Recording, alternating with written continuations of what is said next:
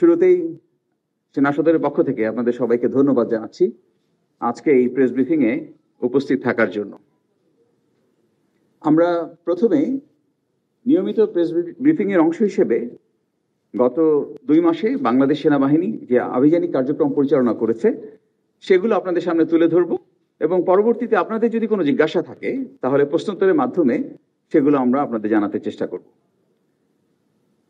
আপনারা জানেন যে গত 15 মাস যাবৎ বাংলাদেশ সেনাবাহিনী বেসামরিক প্রশাসনকে সহায়তায় আইন শৃঙ্খলা রক্ষা কাজে নিয়োজিত রয়েছে।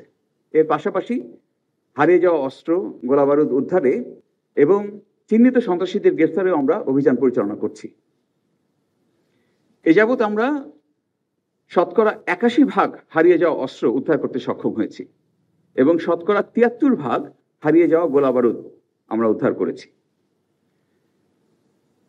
আমরা 19,000-এর উপরে অপরাধীকে গ্রেফতার করেছি, যাদের মধ্যে কিশোর গ্যাং, ডাকাতি, চাঁদাবাজির অপরাধ উল্লেখযোগ্য। আমি জানি আপনারা অবগত আছেন, তথাপি গত 2 মাসে আমাদের কিছু উল্লেখযোগ্য সাফল্য আমি আপনাদের সামনে তুলে ধরতে চাই। বাংলাদেশ সেনাবাহিনী তার অভিযান পরিচালনা করে বেশ কয়েকজন শীর্ষ সন্ত্রাসীকে গ্রেফতার করেছে। কিছুদিন আগে আমরা গোয়েন্দা তথ্যের ভিত্তিতে বিমানবন্দর রেলওয়ে স্টেশনে একটি তল্লাশি অভিযান চালাই এবং বিপুল পরিমাণ আগ্নেয়াস্ত্র এবং গোলাবারুদ উদ্ধার করতে সক্ষম হই। এই গত 2 সপ্তাহে আমাদের পরিচালিত অভিযানের মাধ্যমে উদ্ধারকৃত শতাধিক ককটেল বাংলাদেশ সেনাবাহিনীর বম্ব ডিসপোজাল দল নিষ্ক্রিয় করেছে। আপনারা জানেন যে এর পাশাপাশি আমরা গত জুলাই অভ্যুত্থানে আহতদের নিয়মিত চিকিৎসা সহায়তা প্রদান করছি। এ পর্যন্ত আমরা 5,338 জনকে বিভিন্ন সেনানিবাসের যে সিএমএইচ রয়েছে সেখানে আমরা চিকিৎসা দিয়েছি এবং এই মুহূর্তেও 27 জন আমাদের ঢাকা সিএমএইচে চিকিৎসাধীন রয়েছে। দেশের অভ্যন্তরে সাম্প্রদায়িক সম্প্রীতি বজায় রাখার পাশাপাশি আমরা কূটনৈতিক ব্যক্তিবর্গ এবং দূতাবাসগুলোকে নিরাপত্তা প্রদান করে যাচ্ছি। প্রিয় সাংবাদিকবৃন্দ, সমরে আমরা, শান্তিতে আমরা, সর্বত্র আমরা, দেশের তরে, এই মূল মন্ত্রকে ধারণ করে বাংলাদেশ সেনাবাহিনী প্রতিটি সদস্য দেশের সার্বভৌমত্ব রক্ষায় বদ্ধপরিকর। আপনারা জানেন মাননীয় প্রধান উপদেষ্টা একটি সুষ্ঠু, সুন্দর, নিরপেক্ষ এবং উৎসবমুখ নির্বাচনের জন্য সকলকে প্রস্তুতি গ্রহণ করার নির্দেশ প্রদান করেছেন। নির্বাচন কমিশন ইতোমধ্যে সকল আইনশৃঙ্খলা রক্ষাকারী বাহিনীর সঙ্গে তাদের মতামত বিনিময় করেছে এবং তদনুযায়ী বাংলাদেশ সেনাবাহিনীও তাদের প্রস্তুতি গ্রহণ করছে। আমি আপনাদের আশ্বস্ত করতে চাই, বাংলাদেশ সেনাবাহিনী সম্মানিত সেনাবাহিনী প্রধানের দিক নির্দেশনায় সংশ্লিষ্ট মন্ত্রণালয়, আইনশৃঙ্খলা রক্ষাকারী বাহিনী, স্থানীয় প্রশাসন, গণমাধ্যম এবং জনগণকে সাথে নিয়ে একটি সুষ্ঠু এবং অবাধ নিরপেক্ষ নির্বাচনের জন্য নির্বাচন কমিশনকে সকল ধরনের সহায়তা দিতে সর্বদা প্রস্তুত থাকবে। সবাইকে ধন্যবাদ। এবার আপনারা আপনাদের প্রশ্ন করতে পারেন।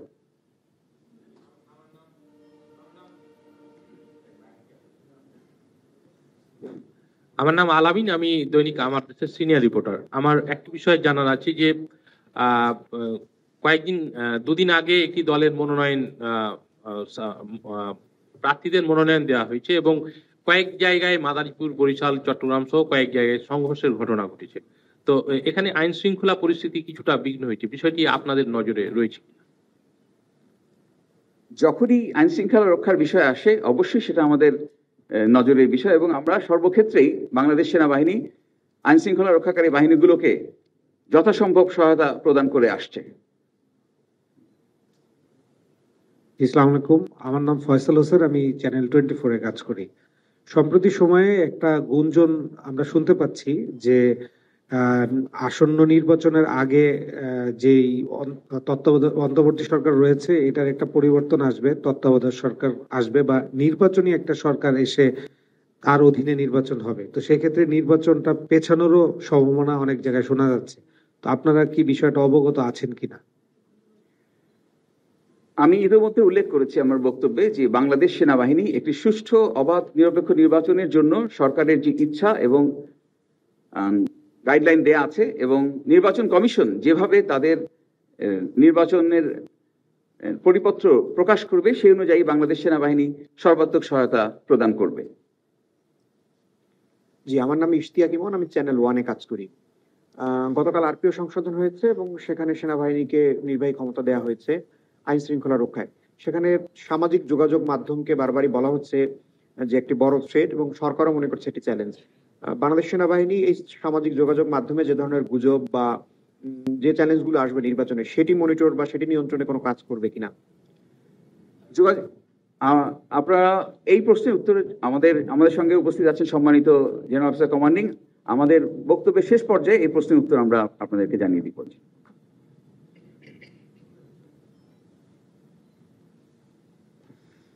জি, ধন্যবাদ। আসসালামু আলাইকুম।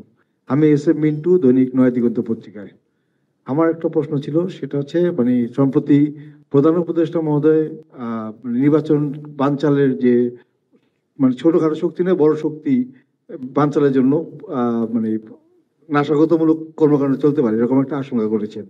তা আমার প্রশ্ন হচ্ছে যে নির্বাচনে আবহাওয়া চলছে এখন সারা দেশেই, আর যদি নির্বাচন কোনো কারণে বানচাল হয় বা নির্বাচন না হয়, সেক্ষেত্রে সেনাবাহিনীর অবস্থান কি থাকবে? আচ্ছা, নির্বাচন সংক্রান্ত আমার মনে হচ্ছে আপনাদের অনেক প্রশ্ন আছে। আমরা নির্বাচন সংক্রান্ত প্রশ্নগুলোকে একবারে নিয়ে নিই। নির্বাচন সংক্রান্ত আর কোনো প্রশ্ন আছে আপনাদের? জি, আমি শাওয়াব, সময় টিভি থেকে। আমার প্রশ্নটা ছিল যে নির্বাচনকালীন সময় সহিংসতা কিংবা যে কোনো পরিস্থিতি মোকাবেলা করতে সেনাবাহিনী তো প্রস্তুত আছে, এটা আমরা জানি। তবে সেনাবাহিনীর যে জনবল, সেক্ষেত্রে অপ্রতুল মনে করছেন কিনা, যেহেতু পুরো দেশে অনেকগুলো কেন্দ্রে অনেক জায়গায়, সব জায়গায় তো একসাথে ভোট হবে, তো সেখানে পর্যাপ্ত কি আসলে সেনাবাহিনীর সেই জনবল আছে? না থাকলে সেখানে কি করার থাকবে, বা অন্য বাহিনী কি আপনারা কিভাবে প্রস্তুত করছেন?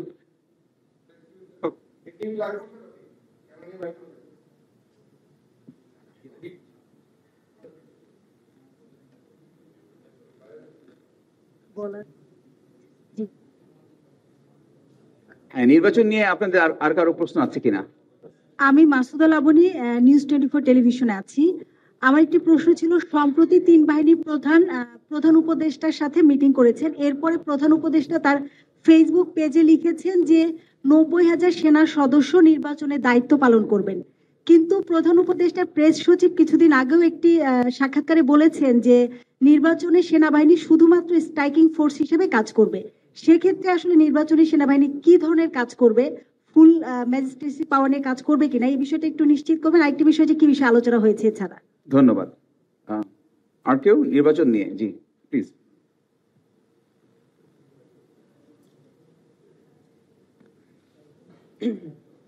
হ্যালো, হ্যাঁ, আসসালামু আলাইকুম। আমার নাম কাজী সোহাগ, আমি বাংলাদেশ। জি,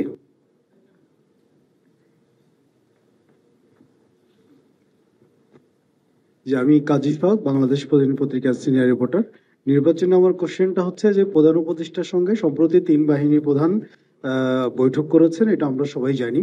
তো সরকারের পক্ষ থেকে নির্বাচনের প্রস্তুতি নেওয়ার সুনির্দিষ্ট কোনো বার্তা দেওয়া হয়েছে কিনা? Thank you. আর কেউ আছেন নির্বাচন নিয়ে? আচ্ছা, ও এখানে একজন। জি, আসসালামু আলাইকুম স্যার, আমি আবুল কালাম আজাদ, টিএন নিউজ থেকে। নির্বাচন নিয়ে সাধারণ মানুষ, রাজনৈতিক দল বিভিন্নভাবে ষড়যন্ত্রগুলোর কথা বলছে। আমি একটু জানতে চাই সেনাবাহিনীর কাছে আসলে আন্তর্জাতিক ষড়যন্ত্রের কি খবর আছে, এবং সম্প্রতি বলা হচ্ছে একাধিক ইসলামিক দল বাইতুল মোকাররমের খতিব বলেছেন বিশ্বের বিভিন্ন দেশে নিষিদ্ধ একটি সংগঠন রয়েছে ইসকন, তারা নির্বাচন বানচালে ষড়যন্ত্রের এরকম তাদের বিরুদ্ধে অভিযোগ এনে তাদেরকে বাংলাদেশে নিষিদ্ধ করার কথা বলা হচ্ছে। সেনাবাহিনী আসলে এ নিয়ে কি ভাবছে? ধন্যবাদ। তার মানে নির্বাচন নিয়ে আপনাদের যদি আর কোনো প্রশ্ন থাকে আমি এক এক করে উত্তরে যাব, প্লিজ।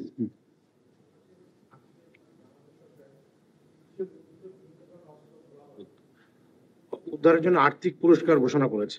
লুণ্ঠিত অস্ত্র গোলাবারুদের প্রকৃত সন্তানদের পুরস্কৃত করবে। সেটা হচ্ছে এলএমজির জন্য 5 লক্ষ টাকা, এসএমজির জন্য 1.5 লক্ষ টাকা, চাইনিজ রাইফেল 1 লাখ টাকা, পিস্তল, শর্টগান 50,000 টাকা, প্রতি রাউন্ডগুলির জন্য 500 টাকা। আমার কথা হচ্ছে যে আপনারা এর আগেও আপনারা একটা অস্ত্র এবং গোলাবারুদ উদ্ধার করেছেন আপনার রেল স্টেশন থেকে। আপনারা কি এরকম এই নির্বাচনের আগে কোনো ধরনের অপারেশন করার, অস্ত্র উদ্ধারের জন্য অপারেশনের প্ল্যানিং আছে নাকি?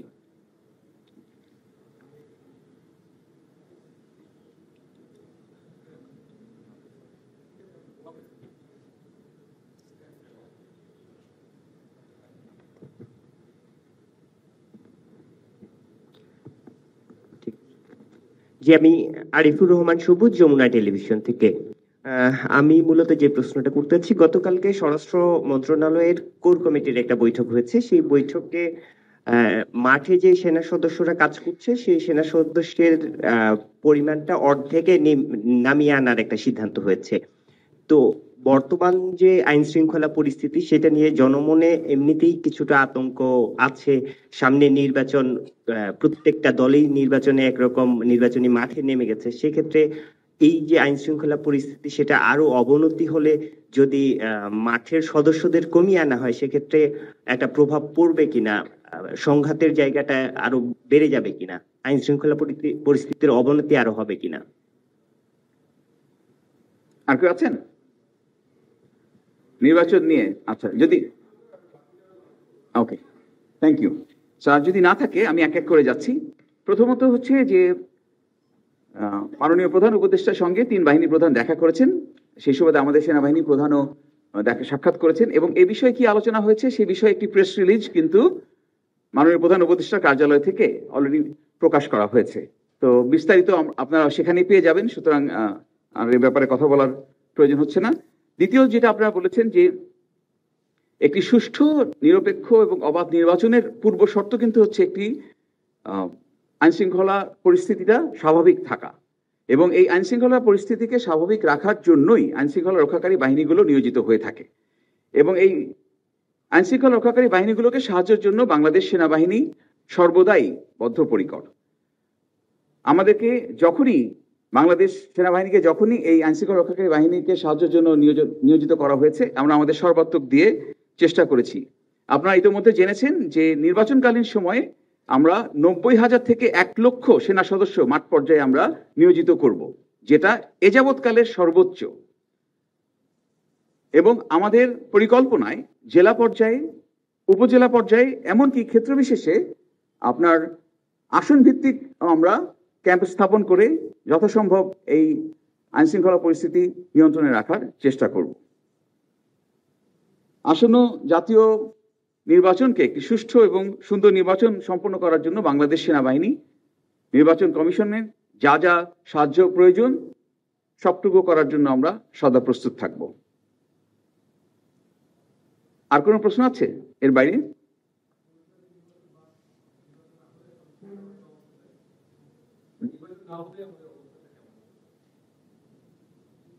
আমরা সকলে মিলে একটি সুষ্ঠু সুন্দর নির্বাচন সম্পন্নের জন্য সকল ধরনের প্রস্তুতি গ্রহণ করছি।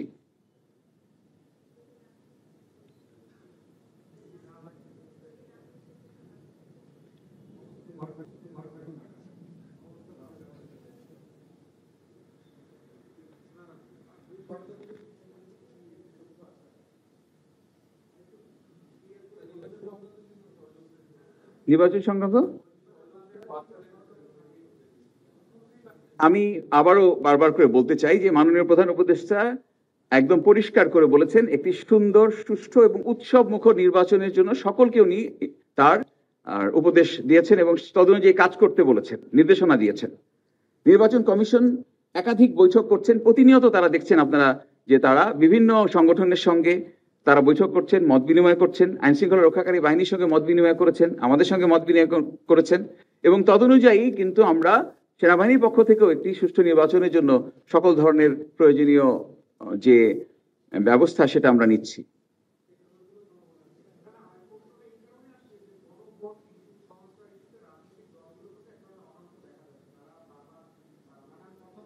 যে কারণেই আসলে নির্বাচন নিয়ে মানুষের মধ্যে এক ধরনের সংশয় দেখা দিয়েছে যে গণভোট ইস্যুতে কি হবে, সংস্কার ইস্যুতে কি হবে, এবং সরকারের পক্ষ থেকেও কিন্তু রাজনৈতিক দলগুলোর উপর ফয়সালা ছেড়ে দেওয়া হয়েছে। সেই কারণেই আসলে মানুষের মধ্যে বারবার প্রশ্ন যে নির্বাচনটা আসলে হবে কিনা, যদি নির্বাচন না হয় বা পেছানো হয় সেই ক্ষেত্রে সেনাবাহিনীর অবস্থানটা কি হবে? আমি কিন্তু ধন্যবাদ আমার প্রশ্নের জন্য। আমি কিন্তু আমার বক্তব্যের শেষের দিকে বলেছিলাম যে সমরে আমরা, শান্তিতে আমরা, সর্বত্র আমরা দেশের তরে, এটি কিন্তু আমাদের মটো। সো দেশের জন্য প্রয়োজনে সেনাবাহিনী যে দায়িত্বে তাকে নিয়োজিত করা হবে সে দায়িত্ব সে পালন করতে বদ্ধপরিকর।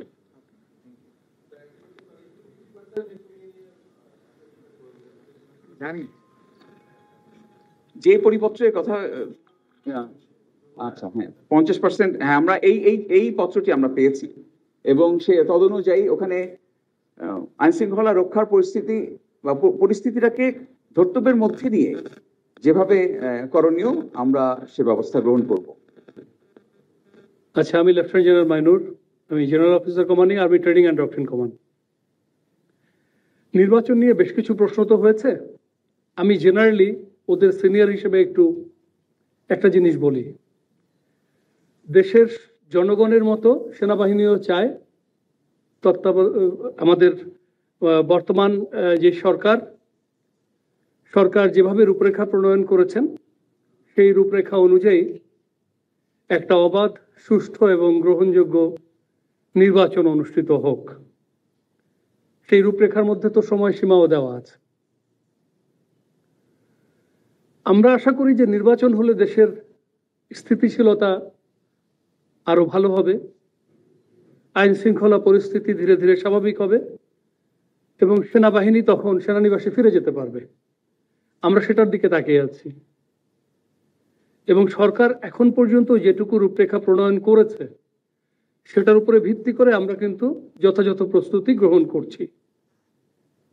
আমাদের যে প্রশিক্ষণ কার্যক্রম সীমিত আকারে এখন চলছে, তার মধ্যে নির্বাচনের সময় আমাদের কি করণীয় সেটাকে ফোকাসে রেখেই আমরা প্রশিক্ষণ করছি। এই প্রশিক্ষণের সাথে প্রাসঙ্গিক একটা বিষয় হলো, আপনারা সবাই জানেন শান্তিকালীন সময়ে সেনাবাহিনীর দায়িত্ব হলো যুদ্ধের জন্য প্রস্তুতি নেওয়া। আমরা বলে থাকি we train as we fight. তো গত 15 মাস আমরা বাইরে আছি। নির্বাচন পর্যন্ত বা তার কিছুটা পরেও যদি বাইরে থাকতে হয় তাহলে আরো কিছুদিন বাইরে থাকতে হবে। তো এতে করে কিন্তু আমাদের প্রশিক্ষণ বিঘ্নিত হচ্ছে। এর পাশাপাশি যে পরিস্থিতির মধ্যে দিয়ে যেই চ্যালেঞ্জ মোকাবেলা করে সেনাবাহিনী দায়িত্ব পালন করেছে গত 15 মাস, আপনারা নিশ্চয়ই আমার সাথে একমত হবেন যে এটা খুব সহজ পরিস্থিতি ছিল না। এ ধরনের পরিস্থিতি বাংলাদেশ প্রতিদিন ফেস করেনি। তো রেস্ট অ্যান্ড রিপিটেরও প্রয়োজন আছে। তো এই জন্য আমরাও চাই একটা সুষ্ঠু নির্বাচন অনুষ্ঠিত হোক এবং আমরা সেনানিবাসে ফেরত আসতে পারি। আমি জাস্ট ব্রিগেডিয়ার জেনারেল মঞ্জুর যেটা বলেছে ওটাকে একটু সামারাইজ করার চেষ্টা করলাম। মঞ্জুর, আর একটা প্রশ্ন ছিল সোশ্যাল মিডিয়ার ব্যাপারে, প্রশ্নটাকে আপনি আবার একটু করবেন?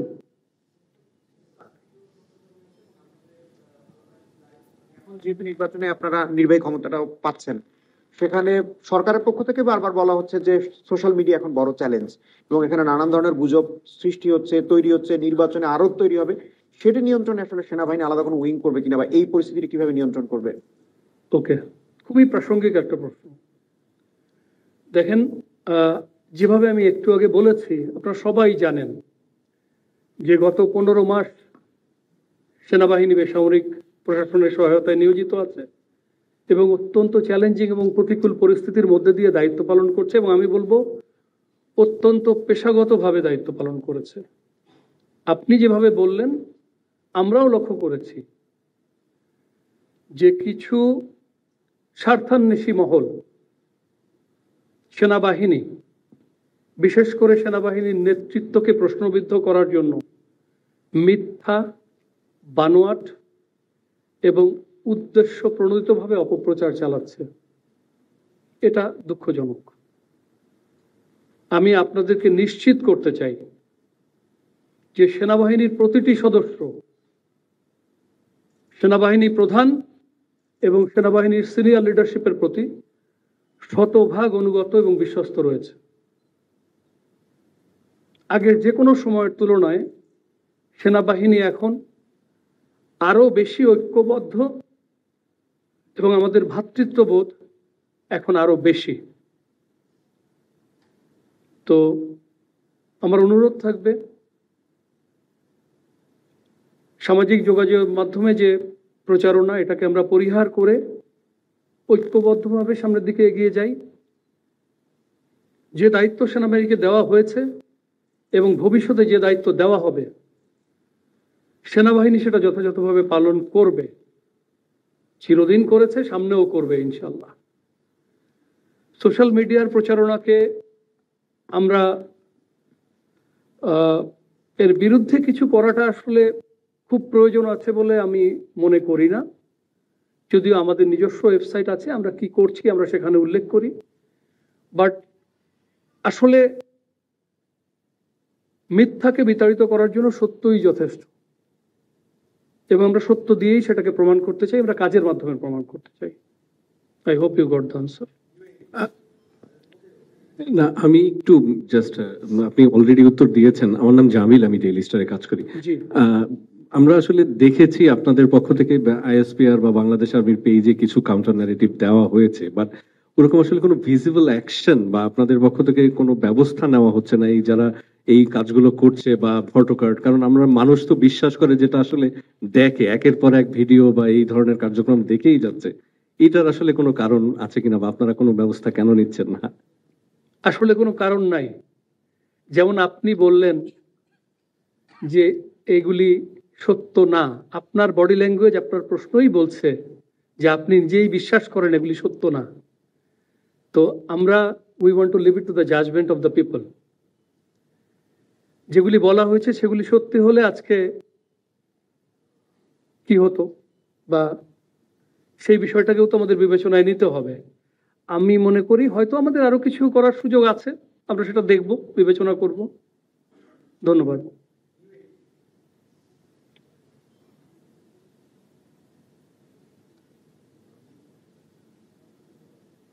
সরি, আমি মুস্তাফিজ, নিউজে কাজ করি। আমার দুটো প্রশ্ন, একটি হচ্ছে, প্রথম প্রশ্নটি হচ্ছে যে আমরা এবার দেখছি একটা লম্বা সময় ধরে আর্মি ডিপ্লয়েড আছে ইন এই সিভিল পাওয়ার। তো এবার একটা ভিন্ন পরিস্থিতিতে এবং একটা ক্রিটিক্যাল টাইমে এসে আর্মি এই সিভিল পাওয়ারকে সহায়তা করছে। তো আমরা যেটা দেখছি যে অন্য সময় এর থেকে আরো ল অ্যান্ড অর্ডার আরো প্রোগ্রেস করে, বিশেষ করে চাঁদাবাজি এইখানে ওরকম প্রভাব নাই। রাস্তাঘাটে যে শৃঙ্খলাটা ফিরে আসার কথা ছিল সেটাও আমরা দেখছি না।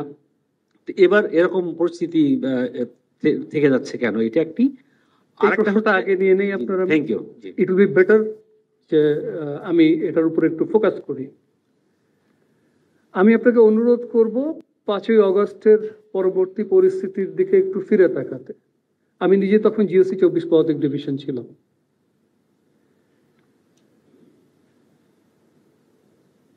15 বছর যে আবেগের প্রকাশ ঘটানো যায়নি, যে অনুভূতিগুলিকে বলা যায়নি, সেটার একটা বহিঃপ্রকাশ, আউটবার্স্ট তো আছে। এবং রাষ্ট্রযন্ত্রের অনেক মেশিনারি কিন্তু তখন কিছুটা হলেও অকার্যকর হয়ে পড়েছিল, এটা তো বাস্তবতা। এরকম একটা এক্সেপশনাল সার্কামস্টান্সে আপনি একটা পারফেক্ট আউটকাম আশা করতে পারেন না। সেনাবাহিনী এই সময়ের মধ্যে কুমিল্লা নোয়াখালীর বন্যা থেকে শুরু করে বিভিন্ন সরকারি দাবি দেওয়া থেকে শুরু করে বিভিন্ন বাহিনীর মধ্যে আনরেস্ট থেকে শুরু করে বিভিন্ন পুলিশ স্টেশনকে রক্ষা করা থেকে শুরু করে ট্রাফিক দায়িত্ব পালন করা থেকে শুরু করে এমন কোনো কাজ নাই যাই সীমিত জনবল দিয়ে করে নেই। এখন 40 বা 50 হাজার সেনা সদস্য যাদের প্রাথমিক কাজ কিন্তু এটা না, তারা তাদের সর্বোচ্চ দিয়ে কিন্তু চেষ্টা করে গেছে।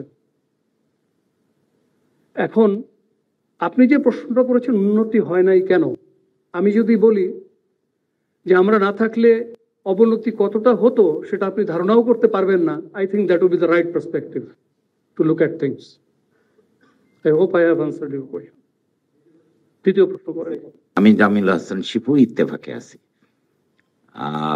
সম্প্রতি বাংলাদেশ সেনাবাহিনী এই বিমানবন্দর রেল স্টেশনে আপনার বনলতা এক্সপ্রেস ট্রেন থেকে বিপুল পরিমাণে অস্ত্র এবং গোলাবারুদ উদ্ধার করেছে, এবং যেগুলি এসেছে সীমান্তের ওপার থেকে এবং যার দিক ছিল রাজধানী।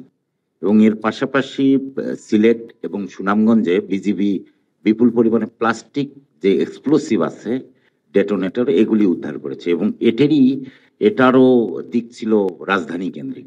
এর পাশাপাশি আমাদের পার্বত্য চট্টগ্রাম এলাকাতে সম্প্রতি যে একটু অস্থিতিশীল অবস্থা যে বিরাজ করছিল, সেখান থেকে বাংলাদেশ সেনাবাহিনী রাঙামাটি, খাগড়াছড়ি এবং বান্দরবন থেকে বিপুল পরিমাণে অস্ত্র উদ্ধার করেছে। তো সামনে যে একটি নির্বাচন আসছে এবং বলা হচ্ছে যে এই অস্ত্র বাইরের দেশ থেকে যখন আসছে নির্বাচনকে বানচাল করার চেষ্টা করা হচ্ছে। তো এ ধরনের নাশকতামূলক কর্মকাণ্ড হতে পারে কি পারে না সেটি প্রশ্ন নয়, প্রশ্নটি হচ্ছে বাংলাদেশ সেনাবাহিনী এ ব্যাপারে কতখানি পদক্ষেপ গ্রহণ করছে। ধন্যবাদ, খুবই পার্টিনেন্ট কোয়েশ্চেন। প্রথমে একটু বলি, আমি যেহেতু চট্টগ্রাম 24 পদাতিক ডিভিশনের জিওসি ছিলাম, পার্বত্য চট্টগ্রামে যেটা হচ্ছে আমার মনে হয় সেটাকে একটু আলাদাভাবে বিবেচনা করলে ভালো হয়। আপনারা জানেন খাগড়াছড়িতে কয়েকদিন আগে কি হয়েছে, তারও আগে রাঙামাটিতে কি হয়েছে, বান্দরবানে কুকিচিন আপাতত একটু লো এবে চলছে। সো পার্বত্য চট্টগ্রামের বর্ডার থেকে অস্ত্র আসলে সেটা ঢাকামুখী, এই বিষয়টা প্রশ্নবিদ্ধ। মাইন হলে সেটা একটা স্ট্যাটিক ওয়েপন সিস্টেম, ওটাকে ডিনাই করার জন্য ব্যবহার করা হয়েছে। বাট অন্য যে জায়গাগুলির কথা আপনি বলেছেন যেখান থেকে ঢাকামুখী অস্ত্রের চালান ধরা পড়েছে, এটা অবশ্যই আমাদেরকে কনসার্ন করা উচিত। আমরা অবশ্যই এটা নিয়ে চিন্তিত, but at the same time এই যে ধরা পড়েছে এটাও তো একটা সাফল্য। সো আমরা আমাদের অভিযান জোরদার করব, আমরা আমাদের নজরদারি আরও বাড়াবো, এবং আমরাই তো রাষ্ট্রের একমাত্র সংস্থা না, আমি নিশ্চিত অন্যরাও একই কাজ করবে। এবং আমাদের এমন একটা প্রস্তুতি থাকতে হবে যাতে এই অস্ত্রের চালান ঢাকায় না আসতে পারে, এবং কিছু যদি আসেও সেটা যেন আমরা ডিল করতে পারি। Thank you. ঠিক আছে, অনেক ধন্যবাদ, থ্যাংক ইউ। জি, আসসালামু আলাইকুম। জি বল। আমি একটু জানতে চাইছিলাম যে আপনাদের লাস্ট যে ব্রিফিং এ যে বিষয়টা আনা হয়েছিল যে সেনা আইন এবং আইসিটি অ্যাক্টের যে মানবাধিকার বিচারের যে কিছু মানে পার্থক্য রয়েছে, যে আইনের যে কিছু কিছু বিষয় অসঙ্গতি বা আপনাদের পক্ষ থেকে একটা জানার বিষয় ছিল যে এই আইনটা আসলে আমাদের উপরে মানে সেনা আইনের উপরে কতটুকু করা যাবে। আপনারা কি লিখেছেন কিনা, বা ওই আইন পরিবর্তন বা কোনো রেসপন্স পেয়েছেন কিনা, বা আপনারা কি পদক্ষেপ নিচ্ছেন একটু যদি বলতেন।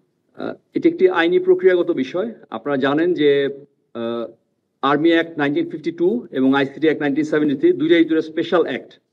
তো সেদিন আমাদের এজি বাহাদুর যেভাবে বলেছিলেন যে এই দুটো স্পেশাল অ্যাক্টকে আমরা কখনো সম্মুখে দাঁড় করাবো না। আইসিটি অ্যাক্টের অধীনেই বর্তমানে মামলাটি পরিচালিত হচ্ছে। আমরা সরকারের সাথে এঙ্গেজমেন্টে আছি, আমরা রেডিও আছি, আমরা আইনের প্রতি শ্রদ্ধাশীল। দেশের যে প্রচলিত আইনগুলো আছে সেটার মধ্যে যেভাবে বিচার হবে আমরা চাইবো যে সরকার একটি স্বচ্ছ প্রক্রিয়ার মাধ্যমে বিচারটি সম্পূর্ণ করবে। সেই সাথে আমি এটাও বলতে চাই যে যারা গুম খুনের শিকার হয়েছে তাদের পরিবারের প্রতি এবং তাদের প্রতি আমরা সহানুভূতিশীল, এবং একই সাথে আমাদের যারা অফিসাররা আছেন তাদের যে রাইটস আছে, রাইটস অ্যান্ড প্রিভিলেজেস, সেটার সম্পর্কেও আমরা ওয়াকিবহাল আছি এবং আমরা সেটার ক্ষেত্রেও সরকারের সাথে যোগাযোগ রাখছি। এবং আমরা দুইটা অ্যাক্টকে সামনাসামনি দাঁড় করাবো না। সরকার যেটাকে ভালো মনে করে সেভাবেই যেন এটা এগিয়ে যায়, সেভাবেই আমরা এগিয়ে যাচ্ছি। আমরা প্রস্তুত আছি, যদি এটা আর্মি অ্যাক্টের অধীনে বিচার করতে বলে তাহলে আমরা করতে পারবো, সেভাবে আমরা প্রস্তুতি নিচ্ছি। একটু সাপ্লিমেন্ট যদি করি, যেহেতু আপনি করছেন যে ওদের বিচার আইসিটি, ওনাদের বিচার আইসিটি একটাই হচ্ছে, তাহলে ওনাদের কি এখন চাকরি বহাল আছে? এটিও আরেকটি আইনি প্রক্রিয়াগত বিষয়। আপনি নিশ্চয়ই যে third amendment to the rule ICT act 1970 যে থার্ড অ্যামেন্ডমেন্ট 6 অক্টোবর যেটা প্রকাশিত হয়েছিল সেটার কথা বলছেন। সেখানে যে disqualification to have any public office, to hold any public office, সেটার ব্যাপারে ইন্টারপ্রিটেশনের একটা প্রবলেম বলবো না, ইন্টারপ্রিটেশনের প্রবলেম আছে। সেটা হচ্ছে যে এটাকে বিভিন্নভাবে ইন্টারপ্রেট করা যেতে পারে। সেটার ব্যাপারে সরকারের সাথে আমাদের এঙ্গেজমেন্ট জারি আছে। আমরা এটার ব্যাপারে একটা ক্লিয়ার নির্দেশনার অপেক্ষায় আছি। আমরা চাইবো যে এই ব্যাপারটা আরো পরিষ্কার হবে। যদি এটাকে ডিসকোয়ালিফিকেশন বলতে টার্মিনেশন বোঝায় তাহলে সেটা কিভাবে টার্মিনেশন হবে সেটাও ওখানে পরিষ্কার করে বলা নাই। পাবলিক অফিস, সেনা অফিসারদের ক্ষেত্রে পাবলিক অফিস হোল্ড করছে, এটা কি নিশ্চিতভাবে বলা যাবে কিনা সেটার ব্যাপারে ক্ল্যারিফিকেশনের সুযোগ রয়েছে। তো এটার ব্যাপারে আমরা এঙ্গেজমেন্ট জারি আছে। আমরা আশা করব যে একটা সুষ্ঠু সমাধানের পথে আমরা এগোতে পারবো এবং একটা ভালো রেজাল্ট আমরা পাবো ইনশাআল্লাহ। পরবর্তী সংবাদ দেখার জন্য আমন্ত্রণ এবং সাবস্ক্রাইব করে বার্ড নিউজের পাশে থাকুন।